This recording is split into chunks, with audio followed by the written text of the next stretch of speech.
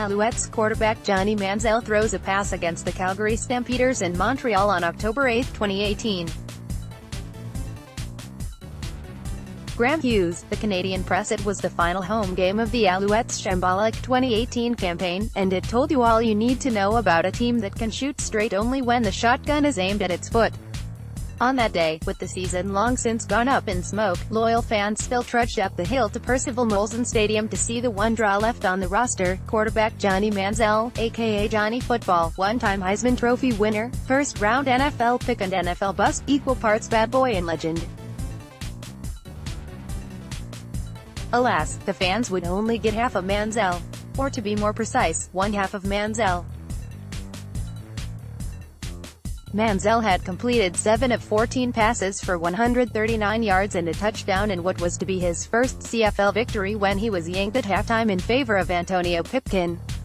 The only thing the Alouettes did right in that whole fiasco was to warn Manziel at midweek that they would be making the change because they wanted to get a look at Pipkin and fellow backup Matthew Schultz. As head coach Mike Sherman explained afterward, "One thing that hit me hard this year was the short preseason. You don't get a chance to look at guys. So today gave me a chance to get Pip out there, all well and good, except that Pipkin had already started 4 games before Manziel took over." Assuming Sherman was watching those games, he must have had some notion of Pipkin's abilities. Given that they gave up the farm to get Manziel, that he was the one with the blue-chip background who needed to learn the CFL game, and that he was trying to work off the rust after spending 2 full seasons out of football, Manziel was the one who should have been taking the reps. Instead, not only did Manziel play only half of that game, the Alouettes also picked that day, 2 hours before game time, to announce that they had signed Pipkin to a contract extension. Say what? With another organization, that would have been a clear indication that the club did not intend to bring Manziel back for another season, contract or no contract. With the ALs, however, the probability was that the timing of the Pipkin announcement amounted to nothing more than sheer, staggering ineptitude.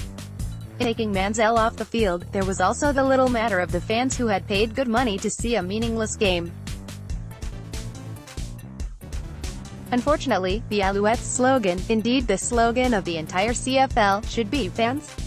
What fans?" In a league that appears to be run by its officials for the sheer joy of tossing penalty flags, the fans come last. The few who want to stick it out to watch football in lousy weather are being driven away by the endless flags, the replay reviews, the cavalier attitude toward head injuries, the weekly roster changes, the games that offer all the entertainment value of a pinochle tournament in an old folks' home. In the entire CFL, no player drew more fan interest than Manziel.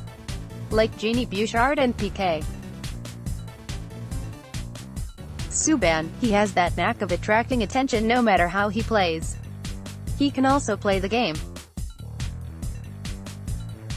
Most of his time with the Alouettes was spent running for his life behind a porous offensive line, but he showed toughness, the ability to elude the rush and a decent arm.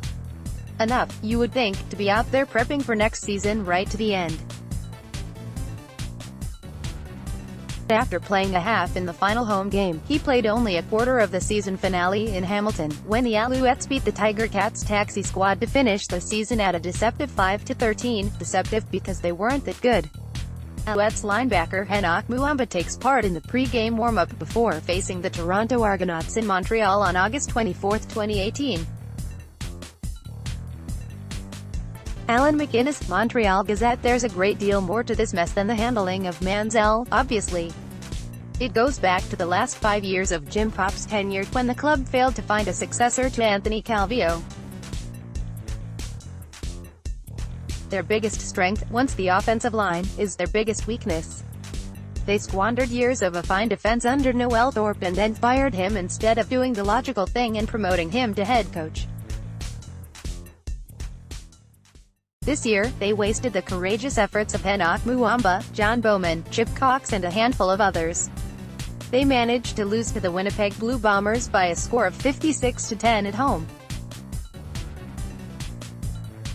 They watched free agent bust Ernest Jackson jog through pass routes like a player at a pre-game walkthrough.